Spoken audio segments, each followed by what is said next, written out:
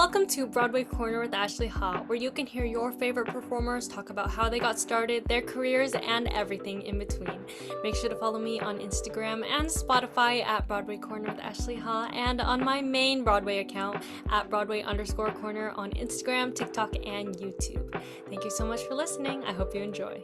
Hi everyone, welcome back to Broadway Corner with Ashley Ha. I am so happy you are here, and today is a very special day. I am speaking with someone that I've admired for so long, and she has the most unbelievable voice, has been in two of my favorite shows on Broadway, and has the kindest heart. It is Julia Abueva. Hi, Julia.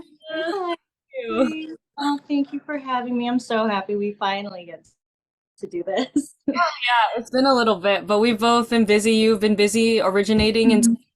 new Broadway shows, so I'm like, you've had quite the past couple years journey of getting. Yeah, it's been busy, Yeah, but I'm so happy we get to do this. yeah, I get to kind of remember all these new memories.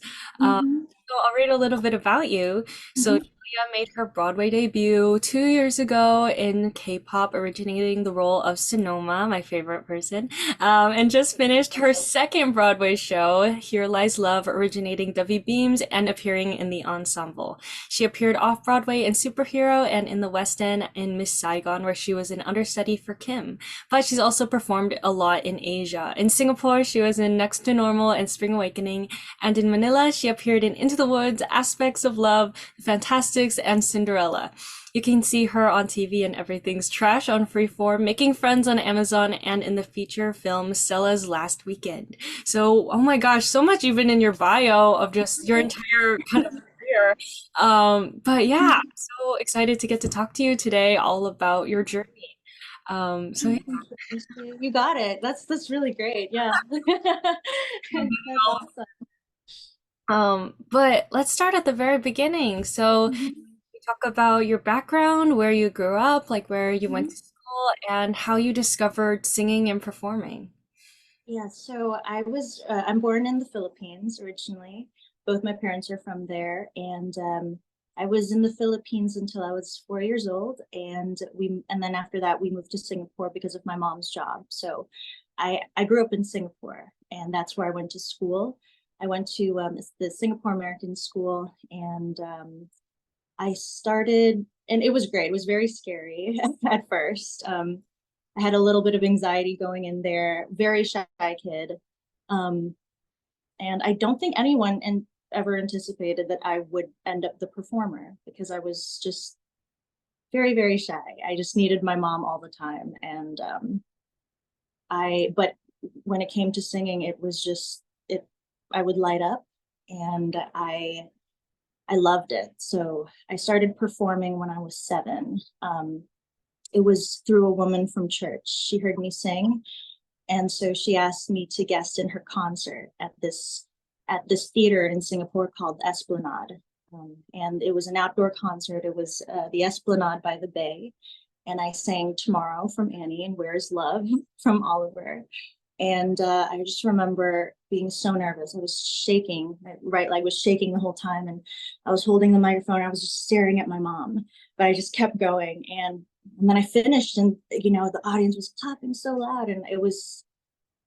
I mean, I'd never felt anything like it. And after that, I knew I wanted to keep performing. And I was very lucky, though. Just from that one performance, there was a talent manager in the audience, and she basically scouted me. And um, at that time, the entertainment industry in Singapore wasn't very big yet, but this lady had this idea. She wanted to form the very first children's performing group, she wanted to start that and call it the Jazz Kids. So basically, it was going to be a bunch of kids singing jazz music, and so she wanted me to be a part of it. It was 8 kids, and that's kind of where I got my start. And we would just perform everywhere, music festivals, and then I started getting invited as a soloist to perform for like corporate events for um, the prime minister of Singapore and the president, and it was, and I guess that's kind of where, yeah, it started going up and up and up. And I was very blessed, and I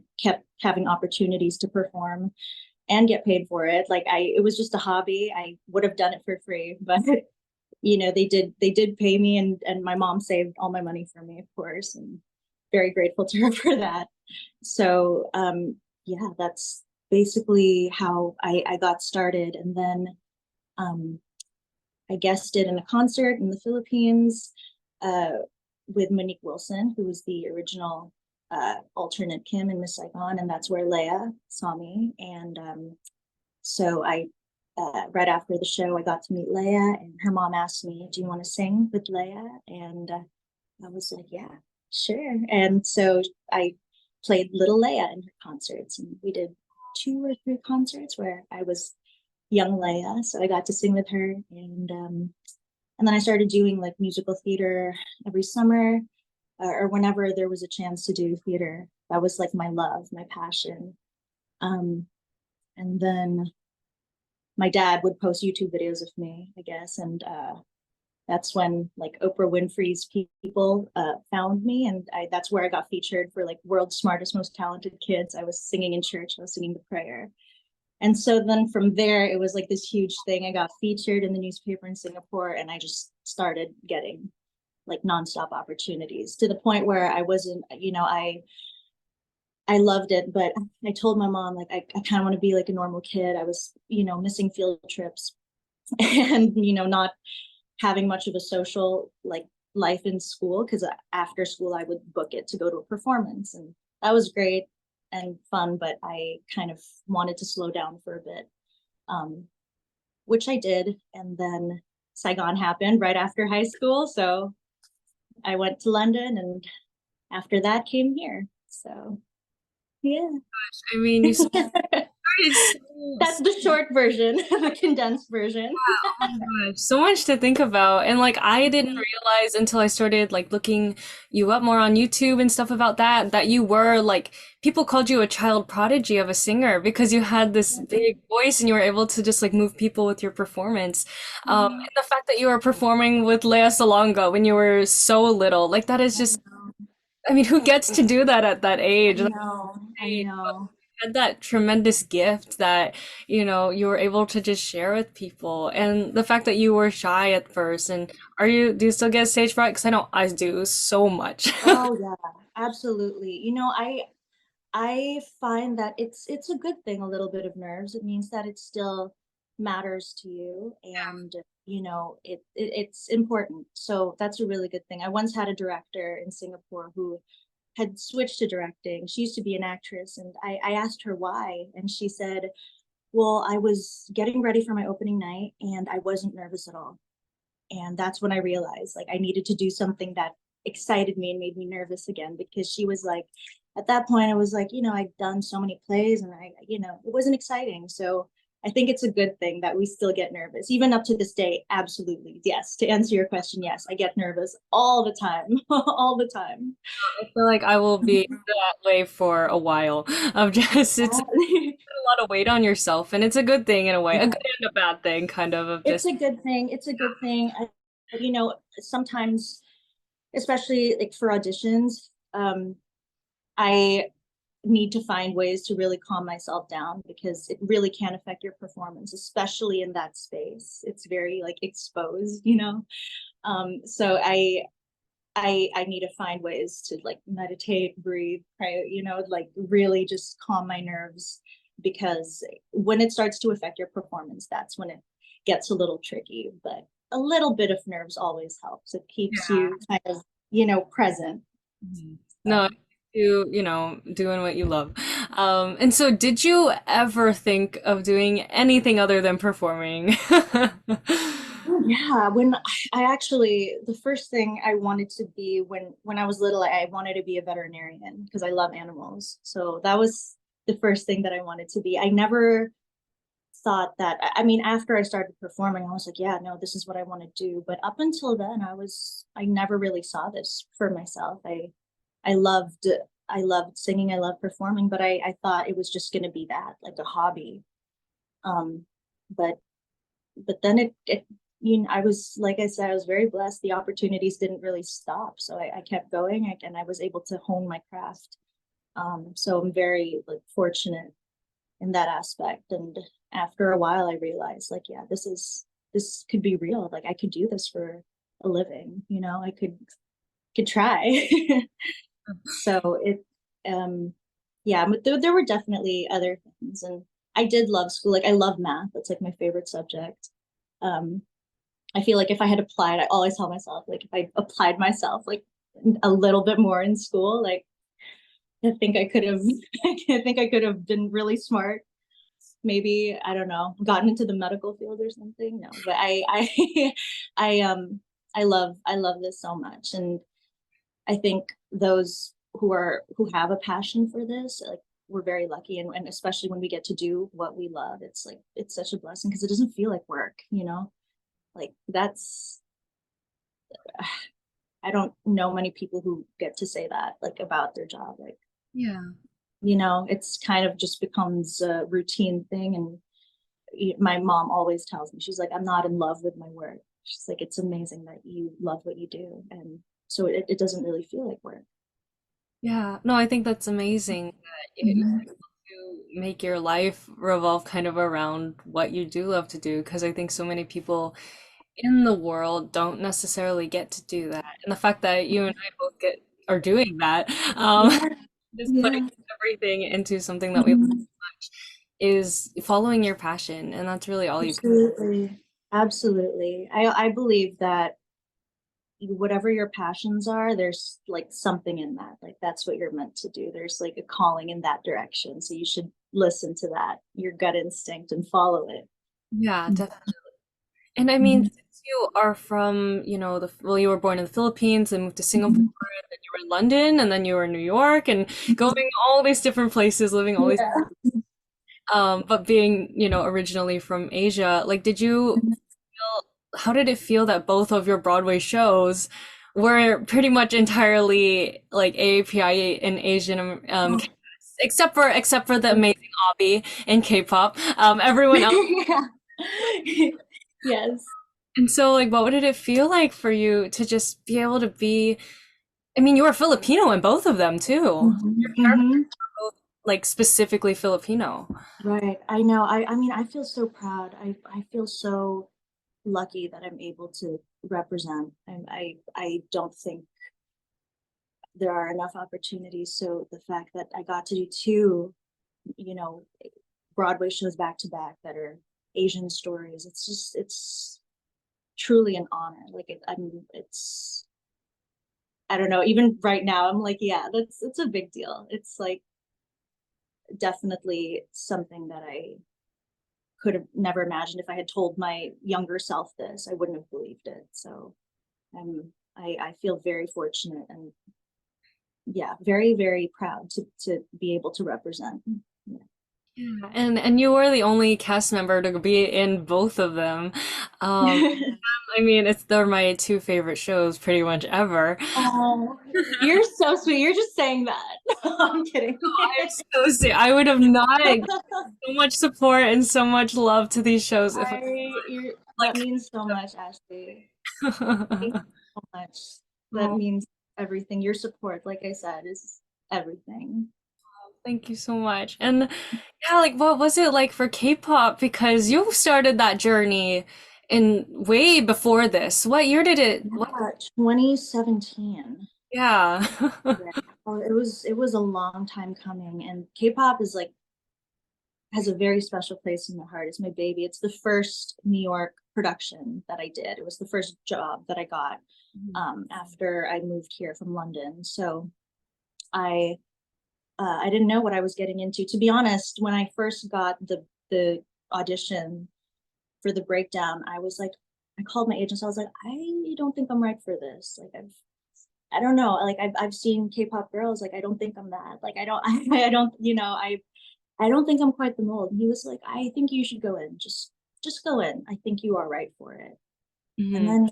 then they liked me, and I got it and loved it. I mean, it was kind of perfect for me because I don't know if I told you, but I back in Asia, I was actually signed to a record label. I was signed with Sony Records in Asia at from the age of 13. So I actually had recorded an entire album. I was like working on a second one. but my heart wasn't in at that time. My heart was in musical theater. Like it was theater that I wanted to pursue, not so much like the commercial route. Like I wasn't, I mean, I feel very differently now, but at that time it was theater. That's what I wanted to do. So, they would talk to my mom secretly and be like, we just don't think she's passionate about this. Like, what do we do? Wow. My mom's like, it's really up to her. Like I can't make the shot. So I can't call the shot. So just we'll see, right? Like we'll keep trying, but my heart wasn't in going that direction. And so I but I did enjoy it. There's a part of me that loved pop, loved singing, loved being in a studio. Like I Mhm. love just singing. I don't care to be seen. Like I just want to sing, and I got to do that being in a recording studio. So um there's a part of me that really loves that as well, but I love the live aspect of theater. So um the two blended, like I got to do like the pop, and be in a theater. I was like, wow, this is kind of perfect for me. So I got to use it. Really was kind of the perfect show and role to like utilize all of my experience, which was awesome. And was there something from the off-Broadway version? Because it was very different than what we ended up seeing on. Right, right, right. And you got to even sing Pongarise. Like, what was something that you wish that you could have brought into the Broadway one? If Oh yeah, oh my gosh, there were so many things about the off Broadway that I loved.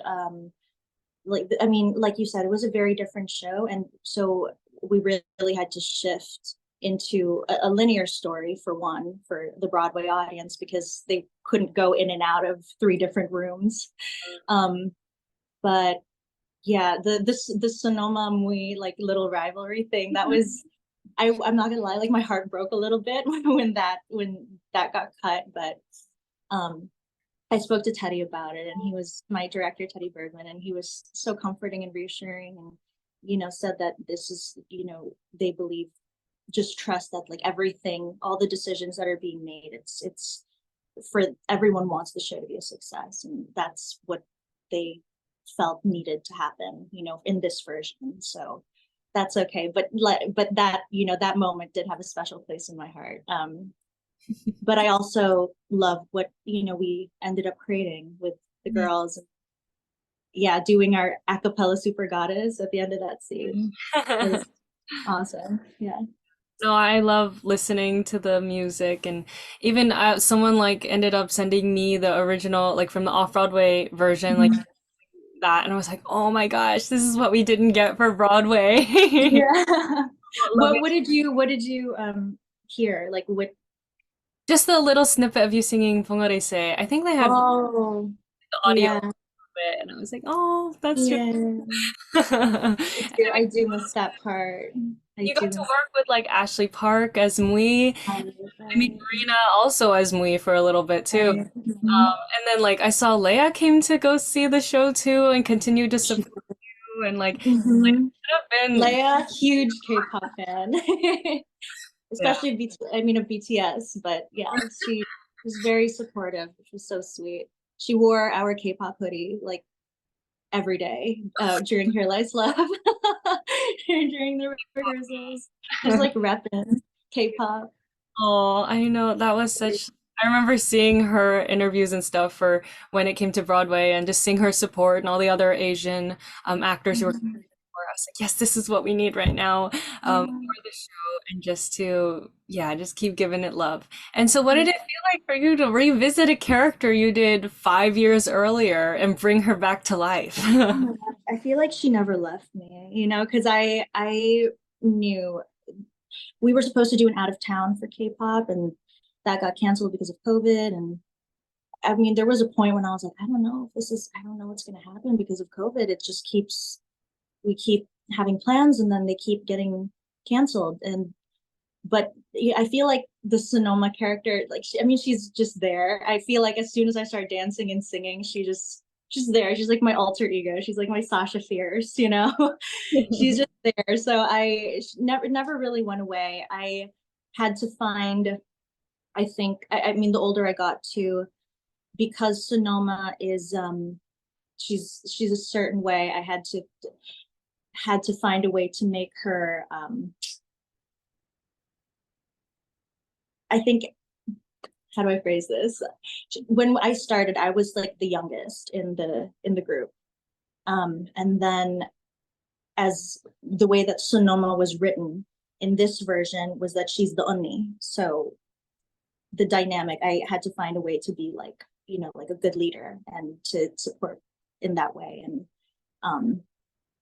yeah, like I said, it like the character was very differently written, especially because they took out that part where she was gonna like rival me and then like replace her eventually and all those things. So yeah, but it was the same essence, is you know. She's there. You just have She's to. there. She's just wants to do her thing and perform and you know serve. Yeah. And do you have a favorite costume that you wore in the show? Because I mean, even from off Broadway to Broadway, like what was your favorite? Because there were so many different ones, even for off Broadway that I saw, or Yeah. special K. Oh yeah. Oh my gosh. I think Clint did such an amazing job. Clint and Sophia Choi, they did such an amazing job with the costumes. I honestly, so you see these costumes in the playbill, these were not in the show. I really love them though. I'm so happy. This is the picture chosen. I love that costume, but I also, I mean, I loved all our costumes. They were so cute. My favorite though would have to be collectively like Super Goddess in the end when we're all in our colors. I was lime green. Yeah. Um, yeah, I think I was lime green. Amy was baby blue. Boyoung was like red Mhm. and pink. Kate was pink, and Min Young was like uh emerald green. It was awesome. I love those looks. Like they were so fierce. Yeah. Um, yeah, yeah. Did you have any favorite outfits that I really like your one for Shiganangbi, like the skirt. oh really oh my gosh, that one gave me like a heart attack the first time. I was like, oh my gosh, this is like really? They're like, yeah. I'm like, oh, okay. No, like I I mean, the skirt and like the look and like the with like my whole like midriff, I'm like, I'm gonna have to sing and dance in I this. don't know if Yeah, no, that was yeah, pretty fierce. Those I were cute. Yeah, those were super cute. What else? Oh yeah, our perfect costumes were cute too. But I think my the super goddess gin and tonic look was definitely my fave. Oh, and our blast off, like our finale outfit. those are So fun. No, because yeah, I don't think I told you, but Shiganong V was like the first song I ever saw of K-pop, I think. so good, right? Like that one slaps. Someone posted like the B-roll of it, and I was like, "Oh my Yeah. God, I really like Oh this." yeah. I didn't know what the Yeah. story was. I didn't know anything about it, but I was like, "This is cool. Like, this is Yeah. amazing." It's so catchy. It's so freaking good. I remember the first time I heard that. That was like one of our workshops leading up to Broadway. I think that was around like the same time Amy joined. And I was like, wow. Oh my God. Well done, Helen. Like it was oh Yeah. that was like that was definitely one of my favorites as well. Yeah, no, I remember I watched it for the first time and I was like, oh my gosh, like live. When I saw it live, I was like, this is gonna change everything. Yeah. What did it mean for you to have your character be Filipino in the show? Because there is that line, like you don't say it too often, you just say it in that one line. Yeah, meron din Tagalog or like pwede din Tagalog. Like I say, like we could also say it in Tagalog. Yeah, that's like the only hint that they give that my character is Filipino. I mean, I'm so grateful that Jason Kim wrote my character as Filipino because, you know, there's a part of me that's like, I mean, I feel like imposter syndrome. Like I don't want to like pretend that I'm something. I'm like that's it didn't feel right. So I like felt very relieved. Mhm. Um, because I wanted to be respectful, of course, because like I'm like a guest, right, in this, and I wanted to learn everything properly, the culture, and like you know, and but you know, I'm not Korean, so I didn't want to pretend that I was. So I'm very grateful that Jason Kim, you know, allowed me to be like my uh, authentic like Filipina self, and it's also authentic. You know, I mean, I talked to my castmates about this, and Kevin Wu was so sweet and reassuring, and he's like, "But this is like a normal thing in K-pop. They always have other nationalities. Like not everyone is Korean, so you know, it's all good." So I call myself, Abraham says like I'm honorary Korean. That's what he calls me. That's actually really funny because like whenever I'm in Bakersfield, I actually grew up with a ton of Filipino people, and like that Yeah. was my community. Like our a lot of our friends and close friends were all Filipino, and Mhm. they would call us honorary Filipino. Yeah, yeah. We would just do it. Exactly. So it's like that, but like for you and Exactly. Yeah, exactly.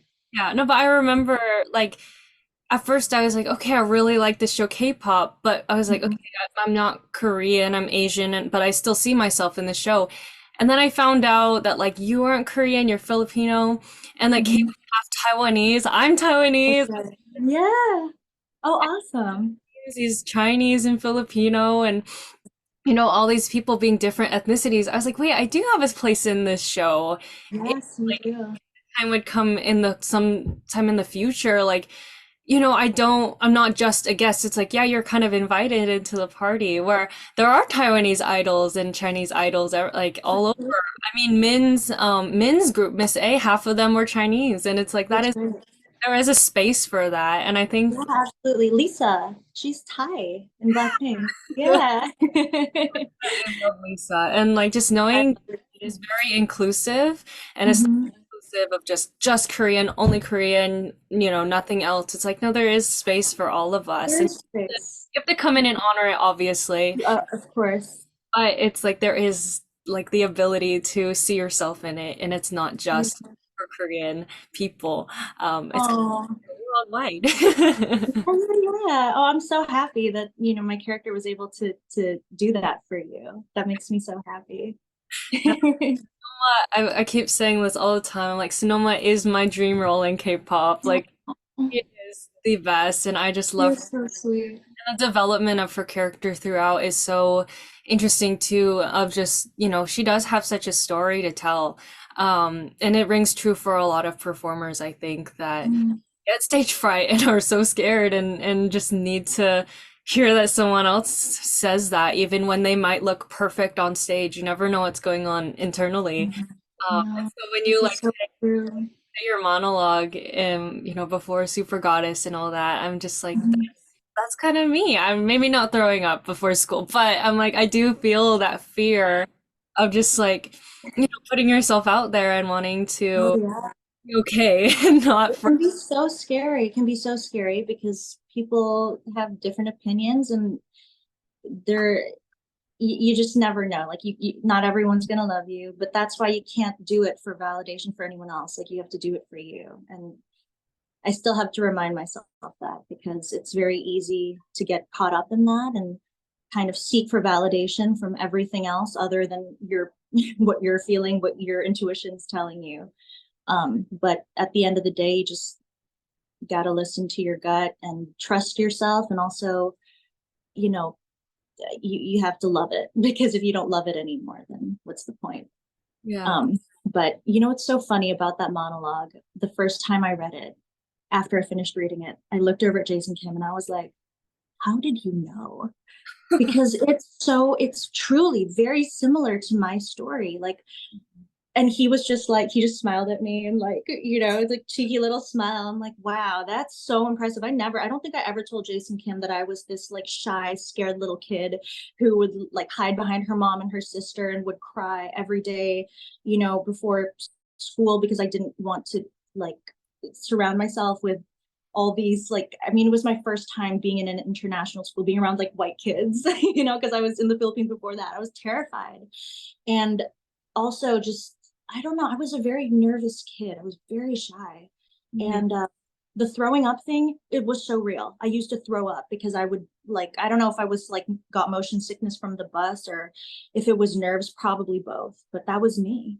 Like Yeah. I was just this scared little thing, but I loved singing and um I loved making people happy and being on stage and sharing my gift. So I that was like the only thing that kind of uh fixed that, I guess, like that fear. So I was so impressed when Jason wrote that monologue. I was like, how did you know?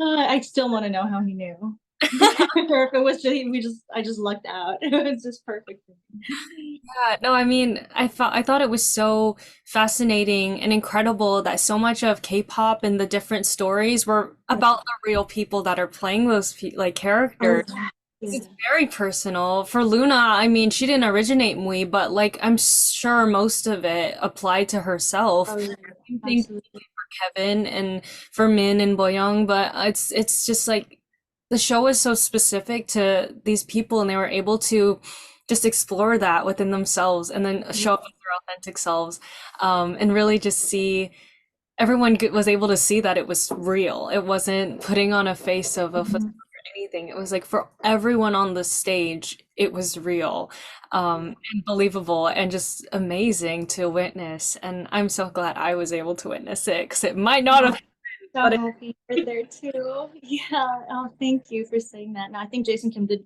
an amazing job, like personalizing the characters. Like I remember there was one point in the rehearsal process where we just sat down in a circle and he asked us to share our stories one by one.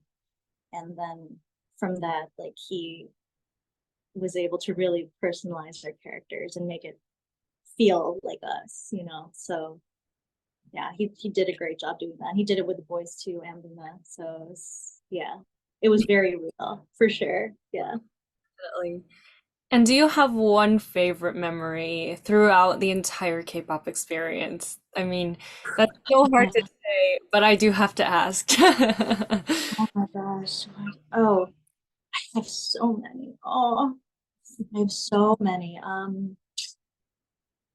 I think seeing K-pop up on the marquee the first time, that was very special. This was before we started rehearsals. I went with Johnny Mm, and we took pictures together because you know John has been there since the very beginning as well. So we were just like, this is it. It's happening. Can you believe it? It's happening. It's up. Like we're doing it. That was very special. And then I mean, I have so many memories with my girls. I miss them so much. Uh, we had, let's see.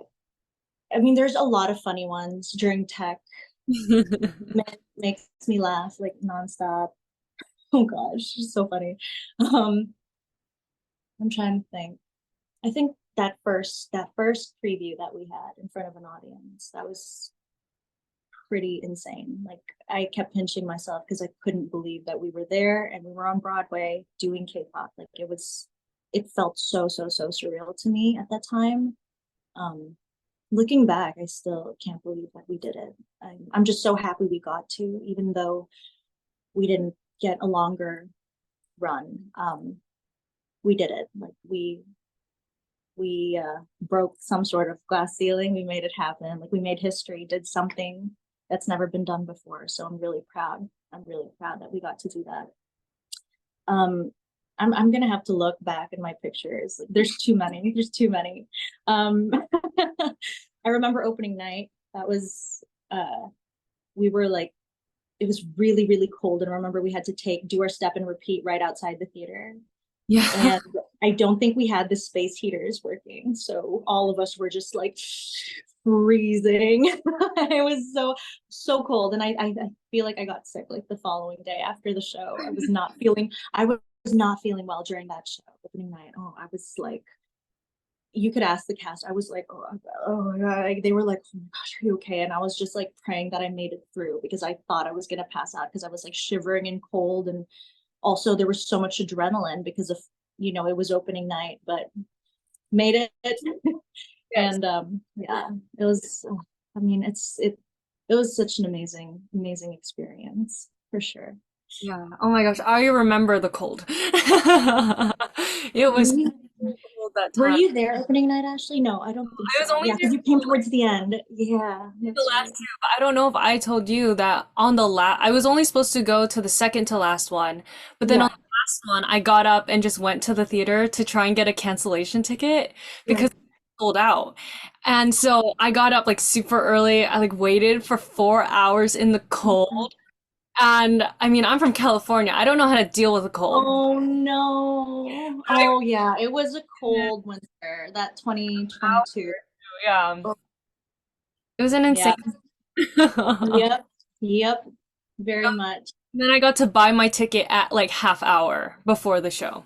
Wow. So like I almost didn't make it in. This was the last show, right? The very Oh, like a oh group. yeah, that one was epic. That one was it was packed. We had people like all up in the standing room too. Oh, that was so sad. Oh, but it was beautiful, beautiful memory for sure. I think Yeah. that one was streamed Yes, online. yeah. Yeah, the very last one. Yeah. But that was like the craziest memory and just the best Mhm. ever. And then right after that, I mean, you kind of took a break for a minute and then you got I cast in know. a Broadway show. Oh my gosh, yes. I was so lucky. I actually had heard about Here Lies Love in like end of November. Um so I actually went in for my first audition around that time. This was before we had heard about K-pop closing. Um so at that point I was like, if I got here, I don't know. I don't know. If K-pop keeps going, like I really don't know. Like depends, like, on like what role I would get and like all these. I mean, I wasn't sure, but I went in anyway because yeah, I got an appointment to go in, and I had heard about the show. I know it's a Filipino show, and I was like, oh, this could be fun. This is pretty cool. So I went in for that, and then K-pop happened, and or it ended, and I had to grieve for a moment. And but I was still, it's crazy. I actually so my agents called me when I found out about K-pop closing, and they said, "So we have good news and bad news. What do you want to hear first?" And I said, "Bad news. So just give it to me." They said, "Okay, so the bad news is that um, K-pop is closing," and I was like, "What?" And they go, "The good news is you got a call back for Here Lies Love." And I was like, "Wait, what?" I'm so confused. Like I didn't know how to feel in that moment. I was like, "Oh my gosh!" Like it was like kind of cushioning, but also like I couldn't process it. And then when I got to the theater, our producers had told all of us together, and it was the strangest thing. So I knew Here Lies Love was a possibility, but I didn't know that I was, gonna book it for sure. So, but then when I finally did get it, I was like, wow, that's crazy. It's two Broadway shows in like less than a year. Very lucky, very lucky. So, I mean, that kind of distracted me though, and I started rehearsals for that, and um it was so lovely. But yeah, there, obviously there's a part of me, especially when people are like, I wish K-pop had, a longer run. I wish it got the run it deserved, like all these things. It's definitely very sad. And then you see your friends leave, like Boyoung, who's based in Korea. I mean, it's so sad. I remember Artemis, we met and we recorded all of our dance, like we did like a dance rehearsal for all of our songs, just Oh, cause like, I think I posted like one on TikTok.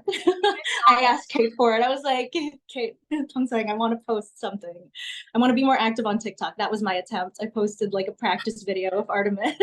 oh. I haven't posted anything since, but I mean, we had so much fun because I think the girls, like, we really loved each other, and Boyoung was leaving like the following day, so we made sure that we got to meet up. We did all our dances just cause, and then yeah, so much fun. I'm glad it's commemorated in some way of just Yeah, that energy. There was nothing like it. yeah, Five of you guys together. And I mean, now Kate's back in California in Orange County. yeah. Yep, that's right. He's still in the city and Min is in Korea, I think, too, and everyone's kind of going everywhere. Yeah, everyone's bouncing all over the place now. Yeah. So But I mean, yeah. like, I'm so happy you had those girls together, and then you had a new. It was such a good group. I felt so happy. I'm very lucky that it's a good group, because it's tough when And this is not to say that I've had like, experience like bad eggs before, but it was such a good group of girls. And that I don't like that competitive nature, some that like naturally happens sometimes, especially like when you're like within like that setting.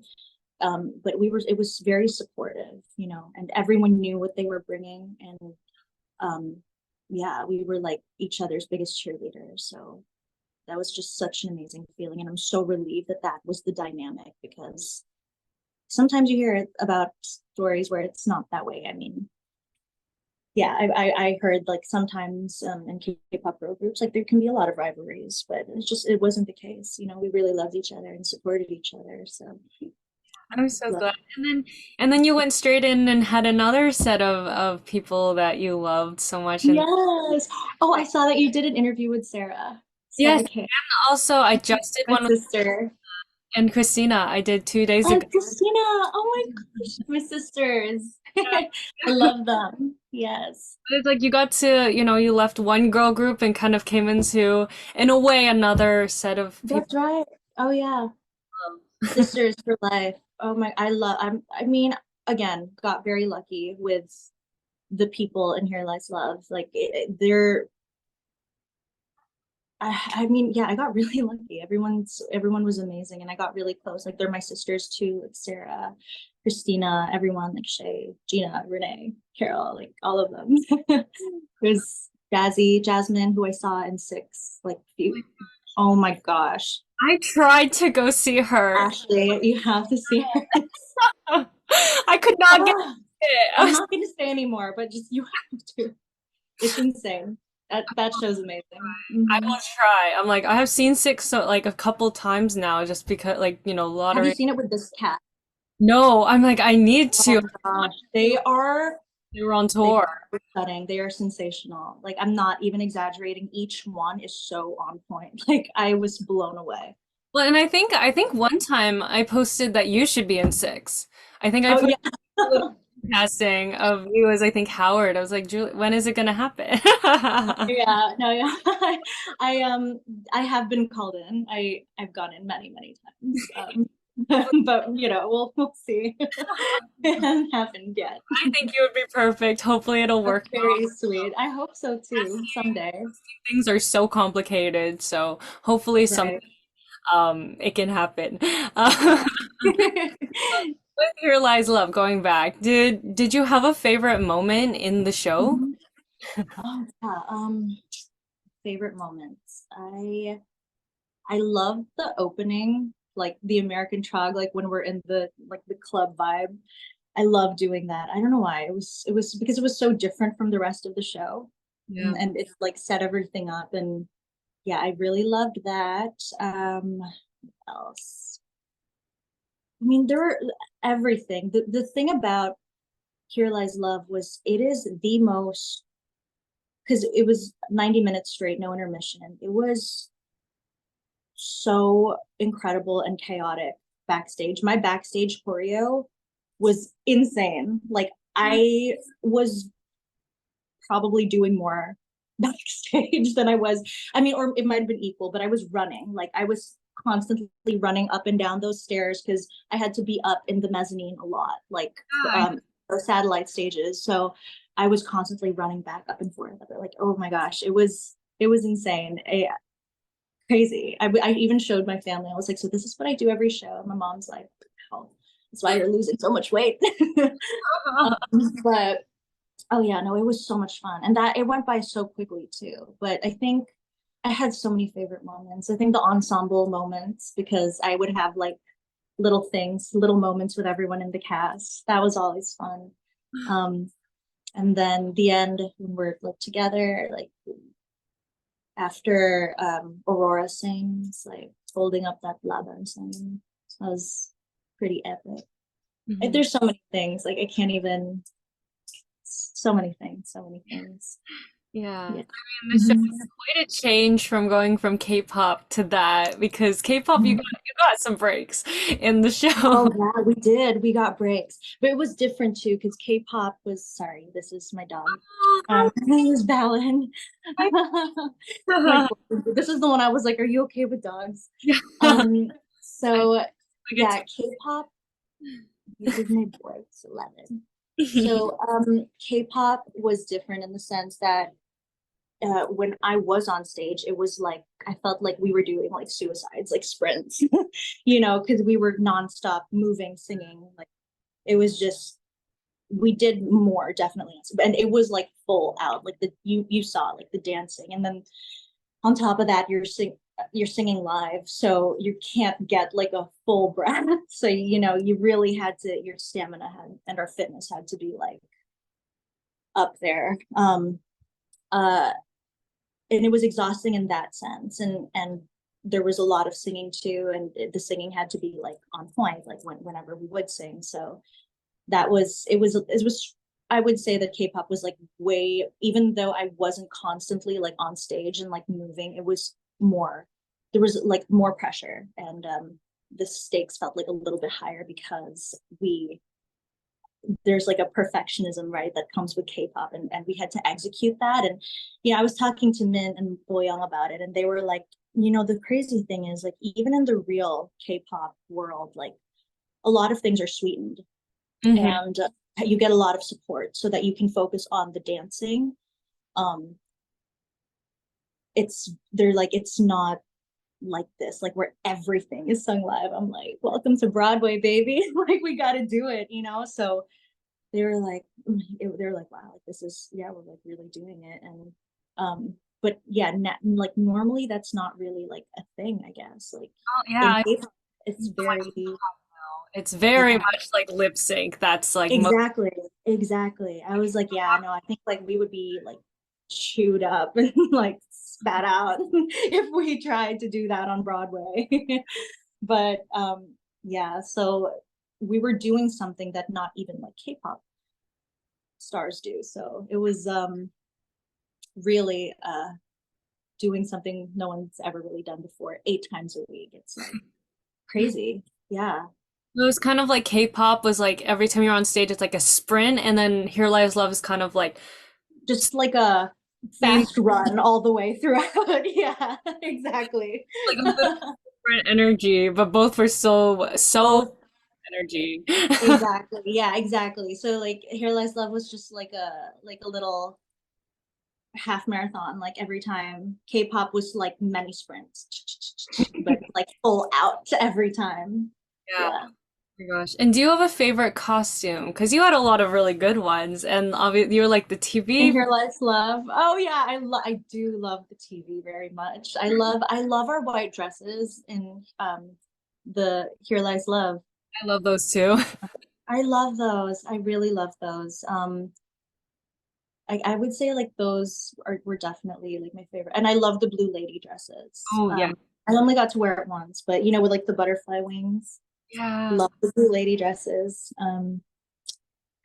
Yeah, I would say those are my favorite. And the Santa Niñas, when Oh, I'm up that satellite and I'm like pretty high up there, and I'm also on the edge of that little stage. I was on the edge, and I kid you not, Ashley, I developed a fear of heights because of that. I am like, because I was like, I had to look up into the light. And when you're that high up already, like I didn't see anything below me. So like I was just like I would shake, and I really had to like focus, but it was terrifying. So yeah, I absolutely I talked to Sarah, was like, oh yeah, girl, me too. We like developed a fear of heights. It's fine though. because the first time I saw the show was when I was in the mezzanine, and then I didn't sit any other times that I saw it. But like I Yeah. did have a great view of like all the times that you were up there, and I was like, there's Mhm. yeah, like every single time. Oh. Like, Yeah. Did you see me shaking? I Or don't did think I? so, but Okay, good. I kept it. Okay. But I remember that moment because I had known, I think the only people I'd known prior to like seeing Here Lies Love was you and then Aaron Alcaraz. And you were both up there quite a bit, and so I was like, hey. Yeah. Yeah, yeah, yeah. Aaron's up there also. Aaron like starts the show up there. I remember I was like dropping off my water bottle like in the stairs where we go up, and I saw Aaron. This was like in the middle of our run, and I was like, "Oh, I'm like, are you up here?" And the opening, he's like, "Yeah." I'm like, "Wow, up here a lot." Aaron's also like constantly going up and down, up and down. Yeah. I mean, the tracks in Here Lies Love, like just, oh my gosh, the stamina you have to be able to go everywhere all the time. Yeah. For the swings, I'm like, I could not even imagine trying to figure that out. Oh my gosh. They Most were so incredible. like knew the show, like Carol and Renee, but then Jello and AJ, I don't think Mhm. AJ knew the show, but um, Mhm. Jello didn't really know, but he's like an expert swing, so I'm like, it was Right. craziness Oh trying. my God. Our swings were so amazing. Like so, so, so amazing. I mean, Carol saved our butts like so many times. Like I remember we had like some injuries happen halfway through the show and I she saw was mid-show swing on. off. I saw Yeah. that, yeah, Renee too would step in anytime. yeah. Um, It's- Agent Angela, I mean, they were so amazing. It's insane. yeah. No, I I mean, that's a lot of that's a lot of pressure, but also so exciting. Like the adrenaline yeah. is like, when you're like, oh my gosh, it's happening. Like, oh my, I have to go. I have to go. Oh my. I remember this happened like in London when I was doing Saigon.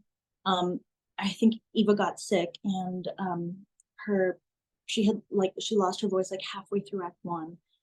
And I just remember I was about to go on for Morning of the Dragon. I don't know if you're familiar with the show, but I was about to go on for Morning of the Dragon, and I just feel these people like yanking me off like before I could go on, Oh my and God. they start taking my clothes off and they start rubbing dirt on my face, and I'm like, they're like, you're on for Kim, and I'm like, what's going on? And like I go to the dressing room and Eva's there, and she's just like, yeah, you're on. And I'm like, oh my gosh, what? And I'm like trying to comfort Eva. They're like, no time for that, Julia. Let's go. Like, you got to go. Yeah. And I just remember like my adrenaline was so, I feel like I could have lifted a car. Like it was just so crazy.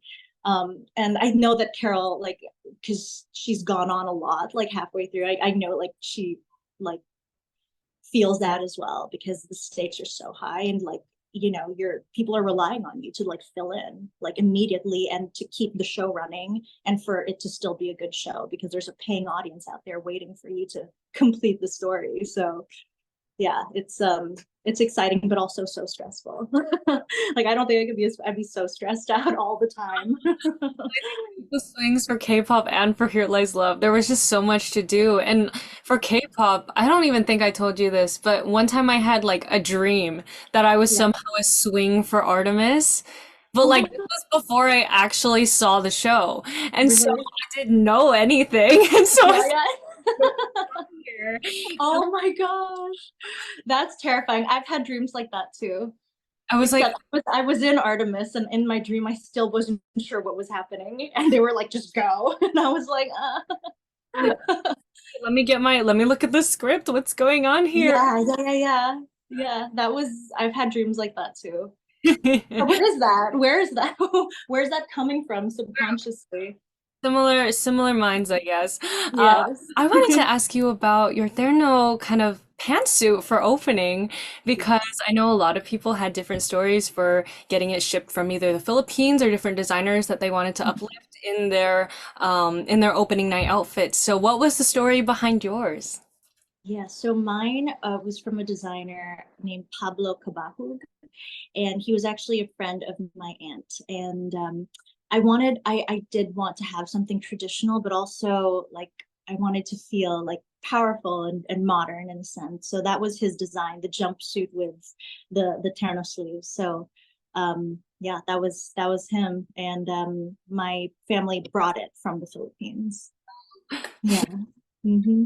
You really had, you had the real deal getting it from the Philippines. Yes. Yeah, and it was so gorgeous. I remember Thank I you. I went to remember seeing you there. Yeah, I went to opening just I wasn't going to the show. I had seen it on that Tuesday, Oh, opened on like the Thursday or something. And so I just went to go take pictures and see what was you're going so sweet. I know. I remember seeing you like after I did like the step and repeat. It's like on. Emma's here.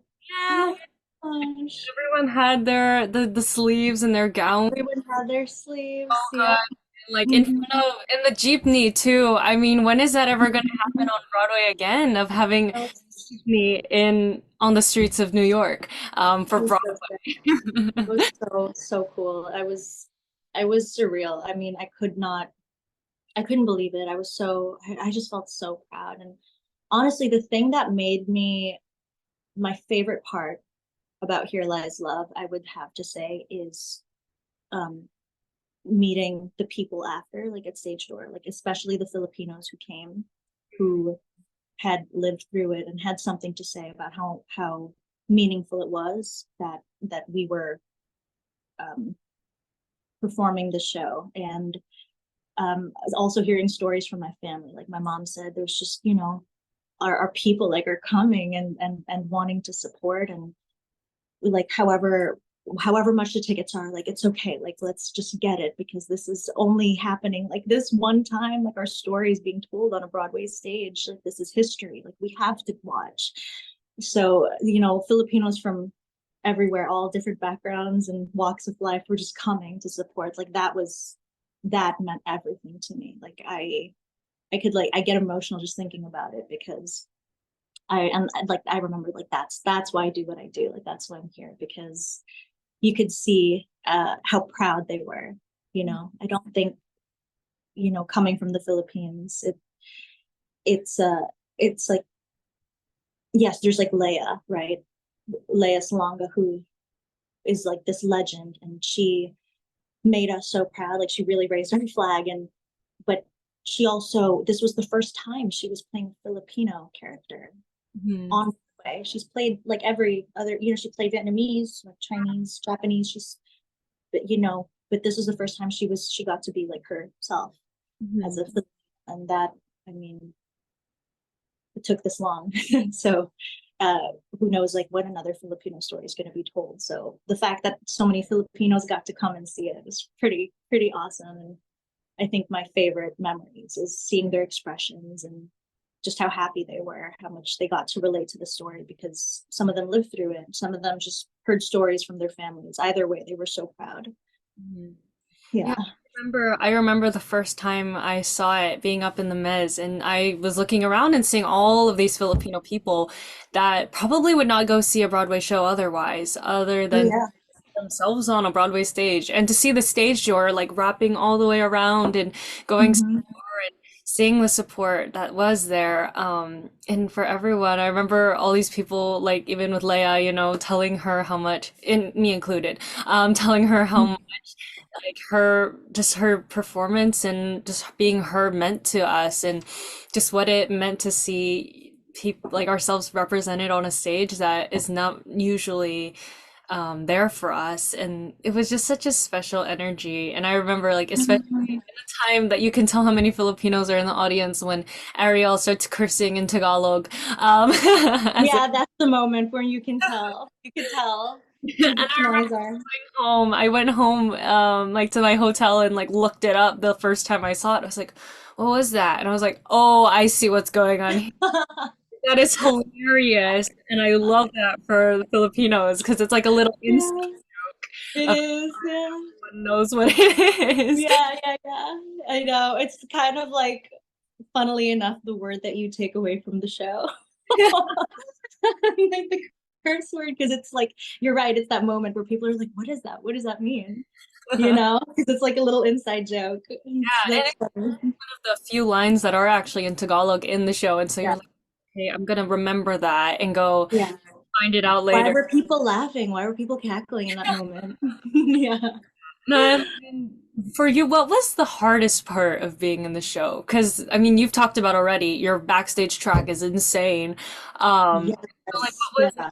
the hardest part of just being Going in the show? going into it. Okay, so I don't know if you saw like an earlier version of the show, but like the Dovey Beam scene was originally like a huge projection on camera, and it was going to be like blasted. Like it was like there was a huge projection like in the upper mez, and it was kind of like a sex tape thing. And there was like a bed, and it was like very like, yeah, it was like that. I Version. was very, I've never done it. Like that was the first time, like my first time playing a mistress or whatever. So I was like very nervous going into it, because if you listen to that recording, it's very explicit. Like it's very, and that's real. That's like real, what do you call it? Transcript, I guess. transcript. That's right. That's it's all real. And also it goes on for like hundreds of pages if you read the real one, and it gets, a lot racier. But just reading it even for the first time just out loud, I was like, she's like, my mom's gonna see it. My brother's gonna see this. Oh my God. My grandma might see this. And like Leia, because she's known me since I was a little girl, like, the first time too, I remember I was like, don't like go over, like, don't look. I was like, don't please. And she was just like giggling. She's like, I'm gonna tell your mom. I was like, don't. I'm like so embarrassed. But I think that was probably the hardest, but I got over that very quickly. That happened early on in the process. And I mean, the team just made me feel so comfortable. And Renee Albulario, who played Dovi in the previous iterations, she like reassured me, and she showed me, she's like, do you want me to like walk through it with Jose first? And also Kuya Jose, my Kuya, Jose Lana, was so amazing. Like I had no, I immediately like wasn't nervous as soon as I started working with him, because he was so comforting and so protective, like more protective than I was of myself. I remember during tech, because you have to stand there and they have to light it.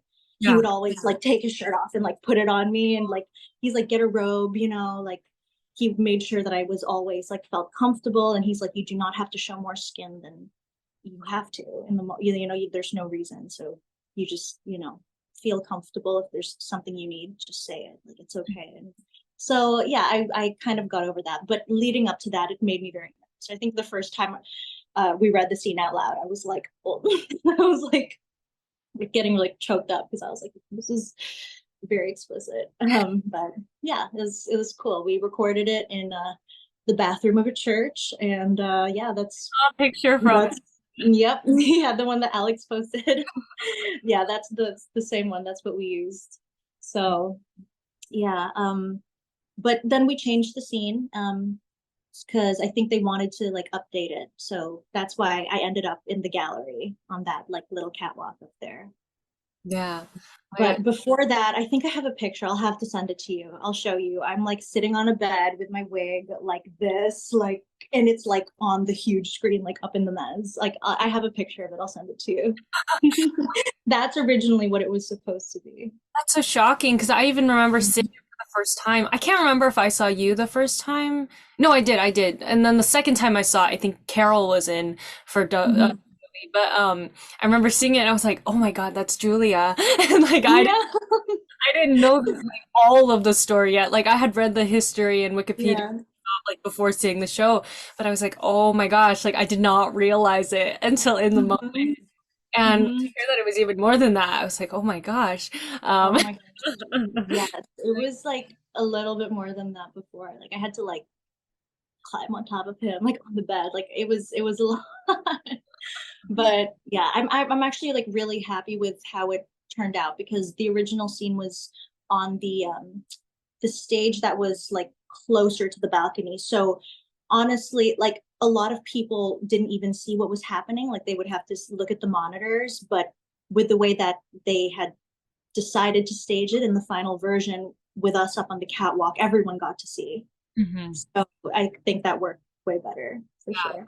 Oh, and Yeah. it was such a fascinating thing to just, as an actor, you're like, you might Mhm. be uncomfortable, but knowing that like a good team was around you and for Jose to Yeah. be so kind and protective, that's like the best thing to hope for in that kind. He's so protective. He was like, make sure you like. I remember our stage manager is like Cheryl. She was like, so we have two robes for you. I was like, I don't have time to wear a robe. Like, I actually don't. She's like, yeah, but Jose asked for it for you. So I was like, that's so sweet. Like, who does that? That's so sweet. I was like, Yeah. I don't have time though. I need to like run right after this and go on stage and then get into my next costume. I don't have time to have to even like put on like either robe on each side. But it was so sweet. It was like, it's there though if you need it, if you're not feeling comfortable. No, Jose has There's like very Kuya energy of very Kuya. Oh yeah, he was our Kuya for sure. Yeah. yeah. And and what was it like for you? I know you've mentioned Leia a couple times, but what was it like Mhm.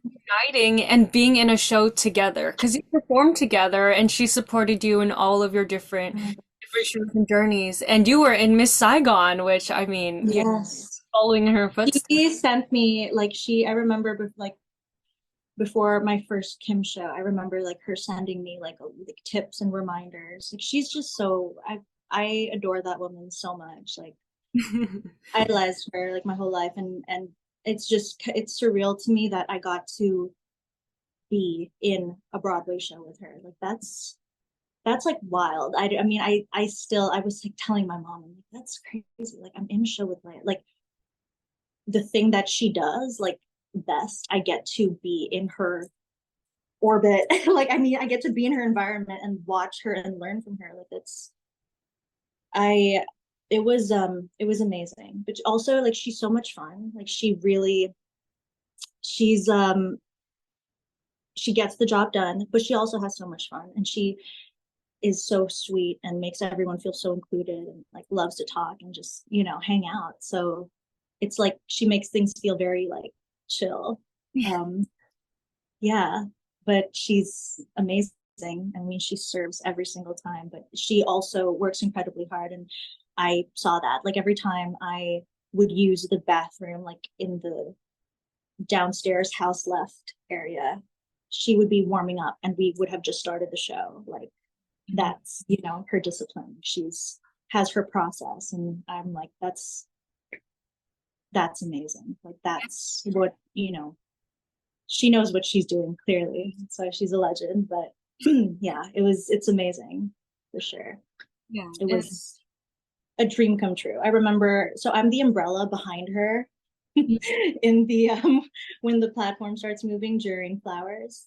I'm the umbrella directly behind her, and I remember just like in her last show, I was like shaking. I was so sad. I was crying because I was like, I can't believe she's leaving us.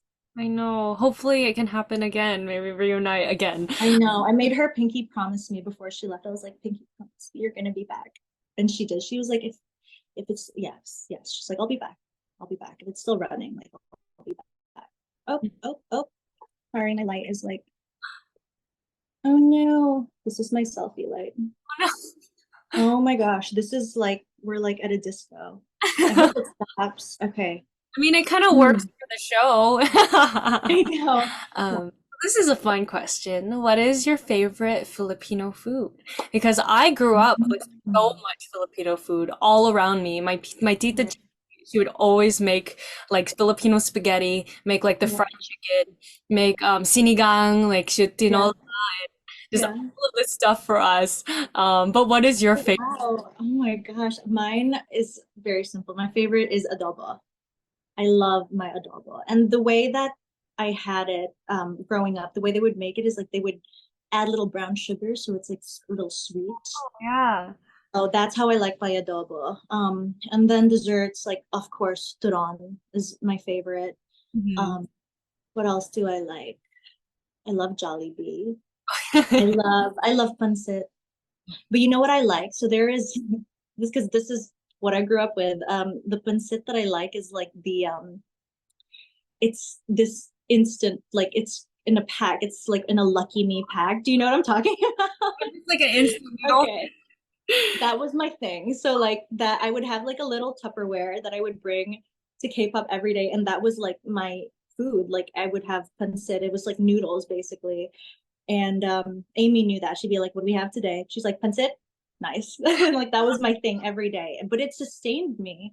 It was a really great food that sustained me, and like I didn't feel like sluggish or, too, even though it was like pretty carby, it gave me a lot of energy, and I love it. I really do love my pancit. But yeah, adobo would be like the number one. Number That's one. my favorite. Adobo for sure. The power of pancit when you're getting ready Yes. to Hmm. Hmm. The power of pancit. That's what I was eating. Probably should have been eating a little healthier, but Hey, I you're was moving. So I gonna mean, I was burning so many calories. I needed that sustenance. definitely did for that show. My God. And I mean, I love Filipino food so much. It brings people together, and the fact that the cast had so many potlucks and had an actual lechon in Oh, many. theater.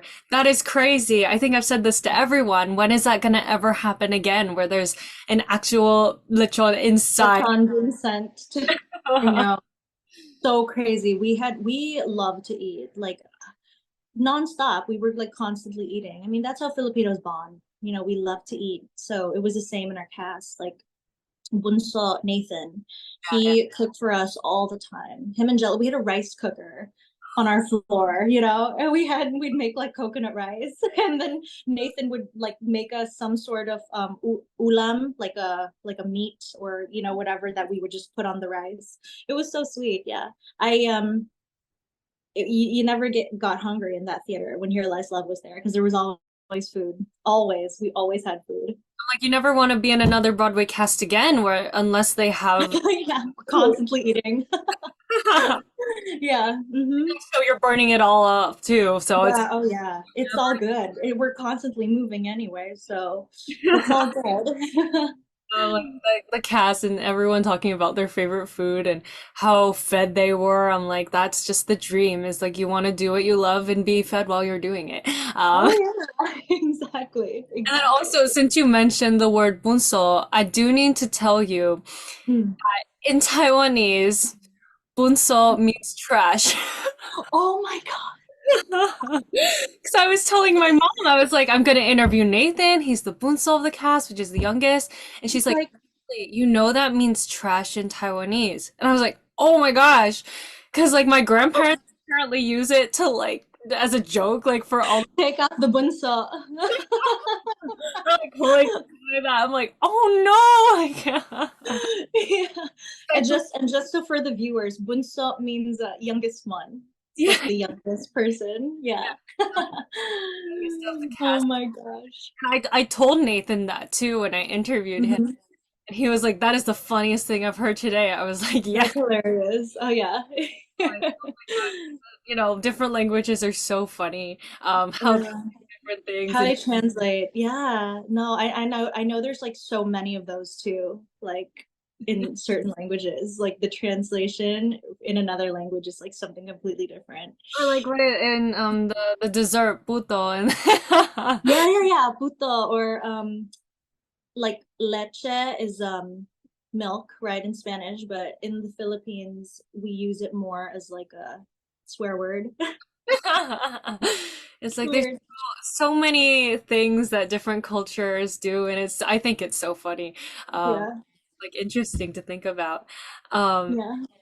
For another question that has nothing to do with food, Yes. what did it feel like for you in your two Broadway shows to be portraying a Filipina as a Filipina and getting to just be your heritage in a show since that doesn't happen very often? I mean, you were in Miss Saigon as Kim and playing that role and, putting Right. on that persona, but then just to be able to not have to do that as much or at Mhm. all in Here Lies Love and K-pop, what was that like? It was pretty awesome because I don't, you know, I feel like I can just be me and not worry so much about whether or not I'm like having to feel like an imposter or you know like bringing dishonor to it and not like doing it with full integrity. Like I didn't have to worry about that because I could just be, and that's such an amazing gift, and it can leaves room to focus on so many other things when it came to the performance. So yeah, I mean, thank you for bringing that up. I didn't I never really thought of that, but that's yeah, that's pretty great. It's pretty awesome feeling for sure. Yeah, no, it's such an achievement on Broadway just to be yourself and just not have to, it is acting, but Yeah, able to for bring sure. your whole self to a character that's pretty unique and pretty special. And since it doesn't Yeah. happen for Asian people that much, it's like to see Mhm. you and everyone else just be able to be their full selves on stage. It's like that's the kind of joy that you want to see. It's just Yeah. in that show where Here Lies Love, all Filipino cast, first time ever on Broadway. Yeah. Such a such a like a milestone of where hopefully we're headed in this industry. Oh, Um, so absolutely. what was it like being a part of such a revolutionary show in the way that the theater was? Because that has never happened before on Broadway, where there's the furthest thing, the next closest thing was maybe like K-pop, where people are coming Mhm. styles maybe, but definitely not the same as Here Lies Love, where the audience is actually moving and getting to experience it in so many different ways. And what was it like, I guess, rehearsing for it first before the audience came in and just trying to think of what it would be like? Right. So we were very fortunate in that we got to practice with the set from previous productions in the rehearsal space. And I remember thinking to myself, thank goodness we have these sets because could you imagine doing this on tape? There's no way. I would have been so confused. So thank goodness we had, I think we used the set from um, the production in where was it? Chicago? Uh, Seattle? Seattle, sorry, that's the one. So we had that set, and it was very similar, same dimensions and everything to what we worked with in the theater. So that was great. But while we were using that set, our set in the Broadway theater was being built. Mm-mm. So it was a really easy transition. Other than like the mud flaps and then also seeing our backstage traffic, like going up the stairs and all those things. But I mean, the experience was incredible. The team, I feel so lucky to have gotten to work with this team. They're incredible, like geniuses, like Alex Timbers, David Horns, David Byrne, Annie B. Person. It was just such an amazing team. And I kid you not, like the last day before um our last rehearsal, I think before opening night, like when they kind of leave us, that's like when the creative team goes. Mm. I never cried so hard Oh, because and that's never happened before. And that's not to say like, oh, I didn't love my previous creative teams. No, it's just I never experienced like working with these people who were so brilliant and I've just felt so inspired being around. It was sad seeing them go. And yeah, I never cried so hard. So I think that says enough about like, yeah, that experience and like building this new thing with them. It was amazing. It's funny, I wasn't the only one too. Christina was crying. I was like, why are we crying so much? Like it gets because we love them, like we really watching being around people who are just so brilliant and geniuses basically and are who are also so kind and easy to work with, like and who believe in you. It's very special. And I it is just doesn't happen all the time. So yeah, it was really sad to see them go. I was like, oh, you're leaving us by ourselves. Like we need you. Don't leave, Alex. But yeah, it was very, very special. yeah. No, but I was so happy to see that David Byrne was there so much. So Um, much. He loved and always on the floor. yes. I mean, Always on the floor. after I sat the first time and then I did the floor the first time, I was like, I'm never going back to sitting. Like, Right. and I did. I Yeah. was like, I this, actually want to know what that was like. Like, what was the difference between Mez and Floor? Like, yeah. what Well, was the difference in the experience for you? Yeah. I mean, I saw it first in the mezzanine, and I remember I was like sitting, I was like the rear mezz, but like sort Mhm. of front of the rear mezz on the left. Yeah. And so, I remember because I have not great vision, it Mhm. was a little bit hard for me to see faces because it was so far Mhm. away for the front of the stage, like when they Mhm. started Ariel's at the very front.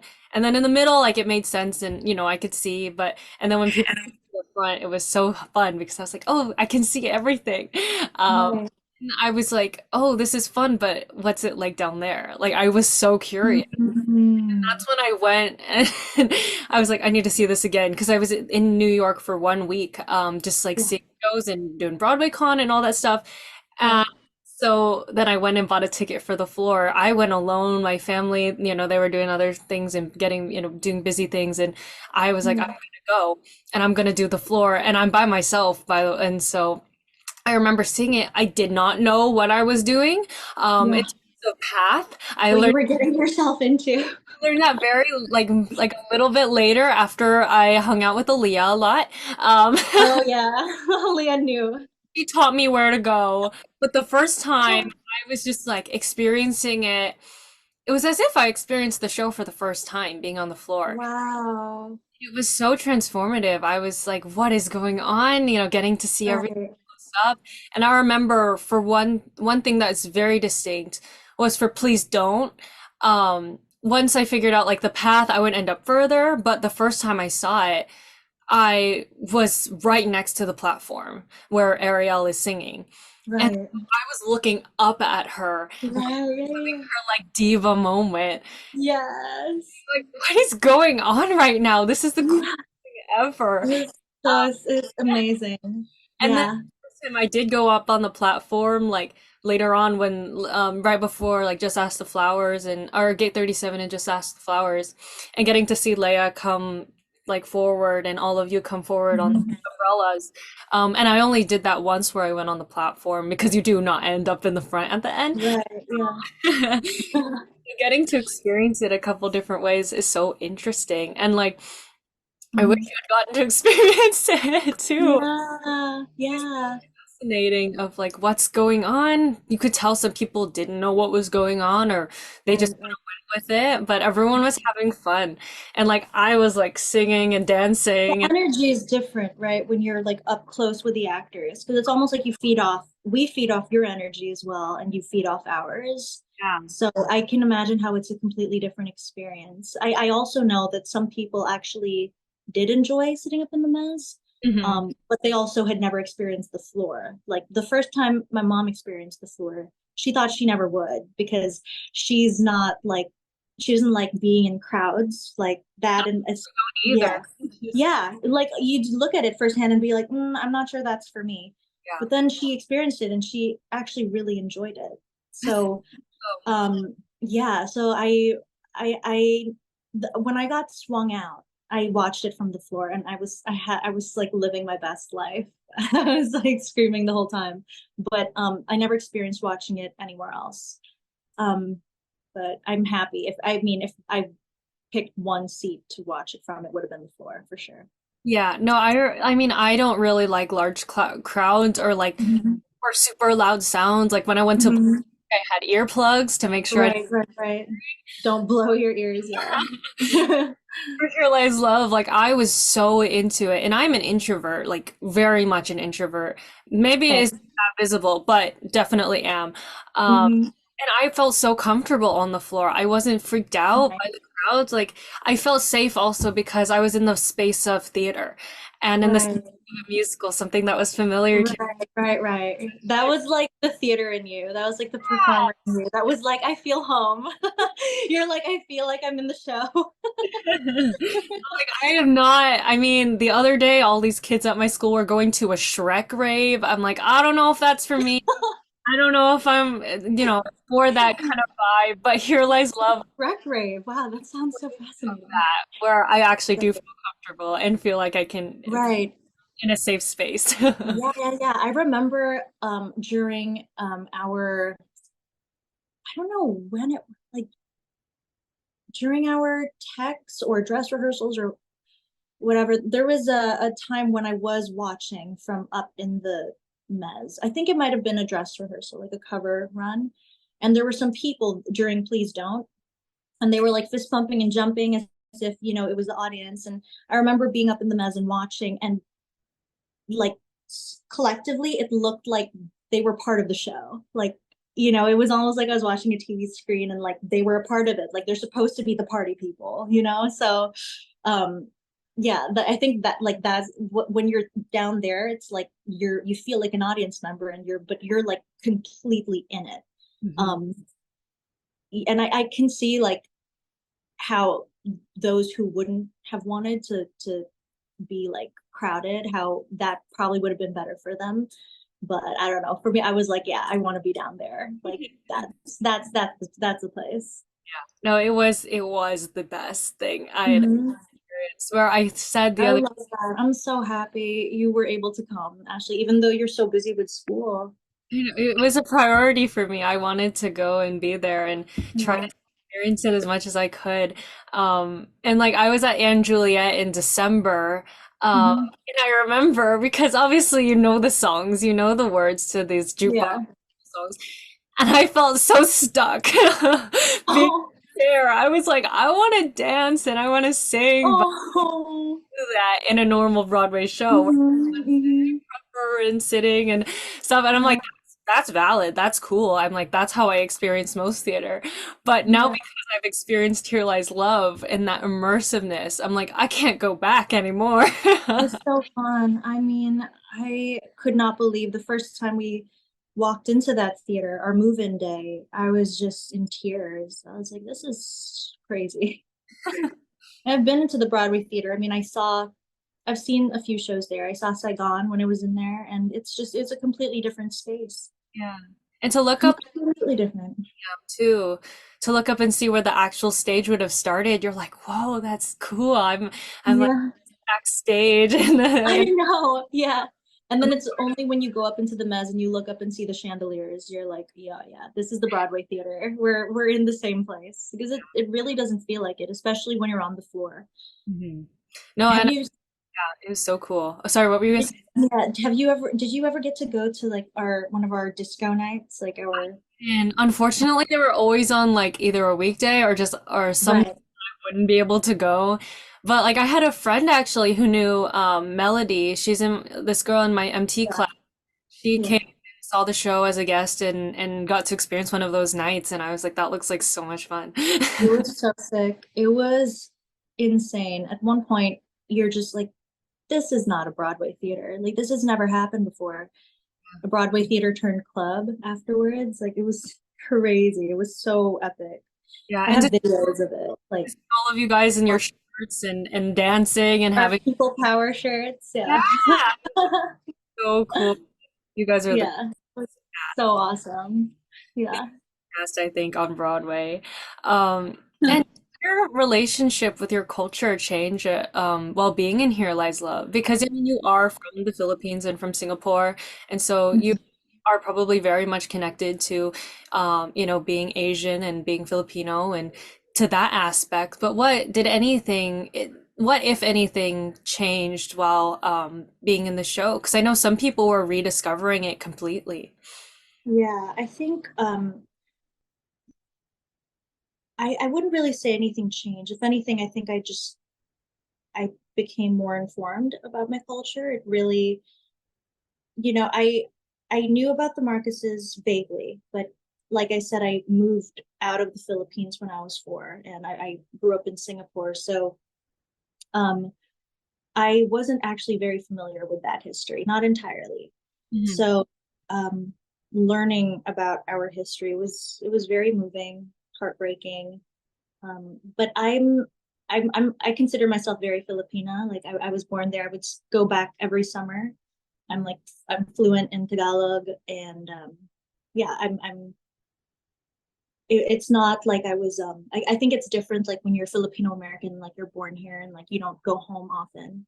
But I am very much like uh connected to the Philippines still in that sense where like I go home and my grandparent, my Lola is still there and I have family there and um yeah, so I don't think it changed. I think I just actually no, it did change. I became even more proud to be Filipino It after just got being it just got even better. yeah, it just got even better. I became because sadly I dealt with like bullying growing up and I remember oh I mean it was for kids are mean and it was like for stupid reasons I don't even remember. I blocked it out, but I do remember some kids saying like, "Oh, like my helper is Filipino. Like, aren't all helpers Filipino?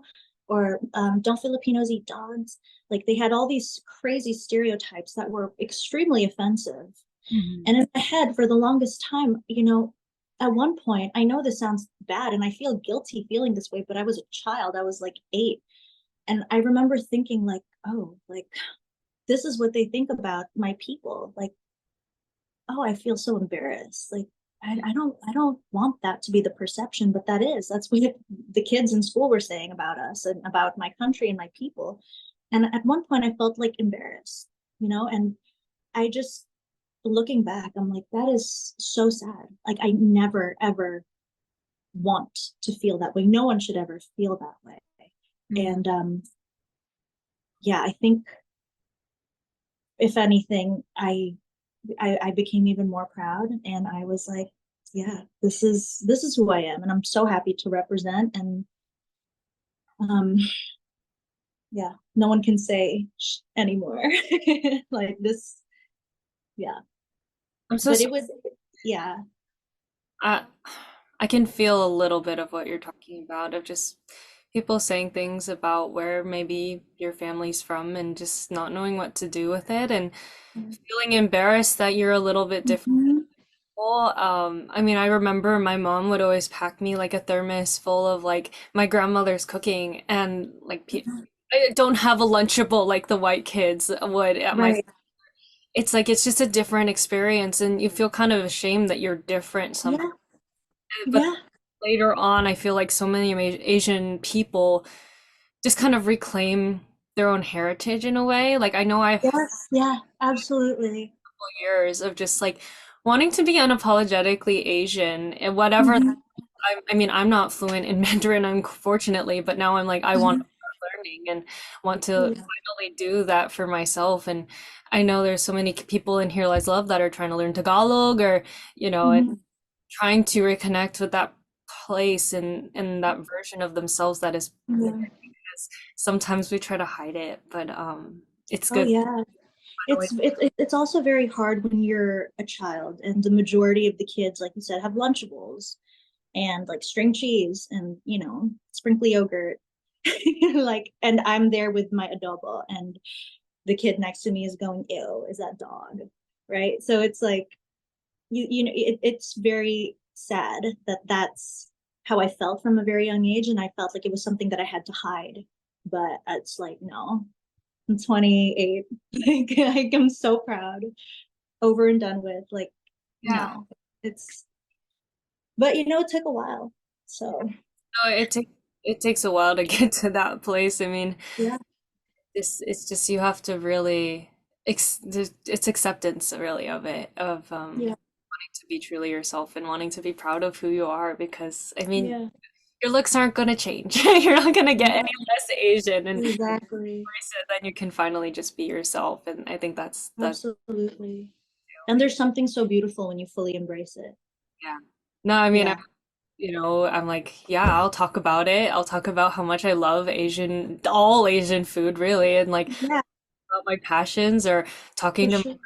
parents and just really trying to learn as much as I can about where I'm from.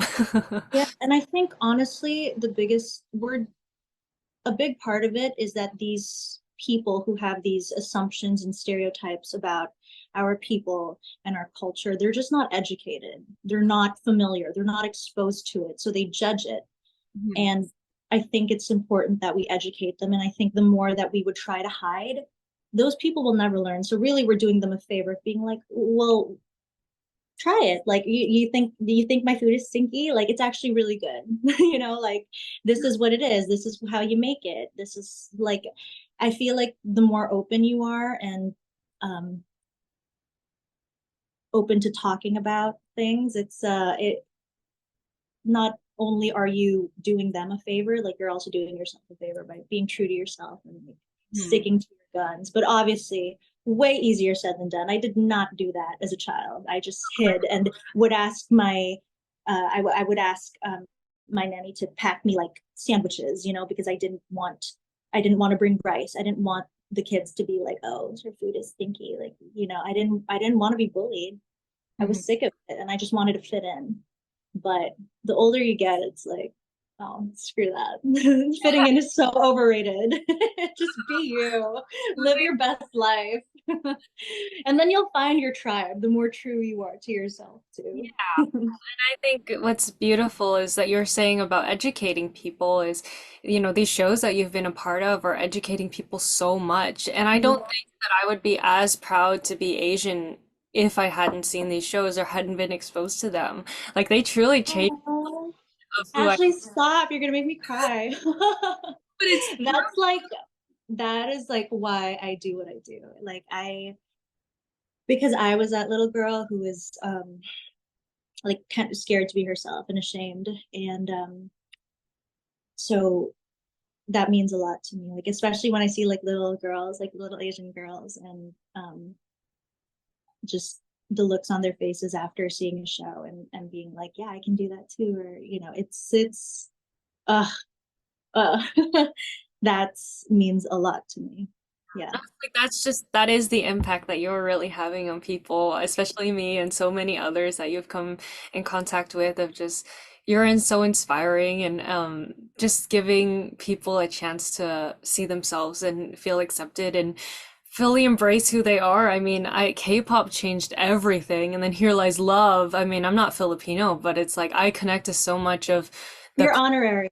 Yeah. like all the people Honorary. in Bakersfield say. I mean, Renee's dad asked me if I was Filipino, and I had to tell him no. Oh, I'm from Taiwan, and he said that's close enough. I was like, yeah, okay.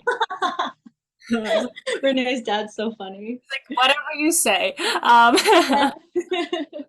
These shows are really doing so much for the community of just Asian people, or specifically Filipino, or specifically Korean, or really anyone Mhm. that is doing these shows and getting educated on different things. And you know, with Zach's character Brad talking about food and in the show, and people say that's an overused trope, but I'm like, no, we all experience that.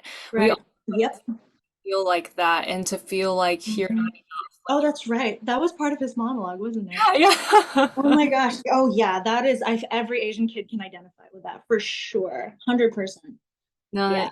for Here Lies Mhm. Love to just be educating so many people on a topic that we're not going to get taught in schools. I mean, I didn't know anything about that at all. And then I finally asked people that I knew, like, what was your connection to that history, and what was your own experience going through that? And so I think it's just doing so much for people. And I can only hope that there will be more productions to continue doing that.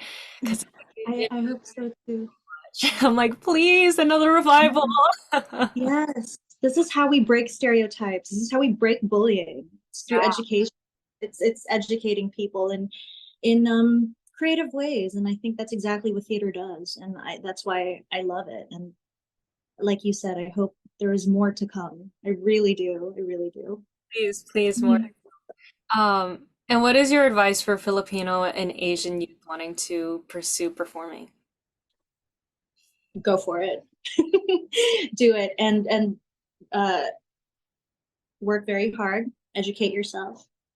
Um keep practicing, keep training, and get whatever experience you can when it comes to actually performing and doing the thing, because you can train as much as you want, but there's nothing quite like being in front of an audience and experiencing that and getting familiar with that feeling.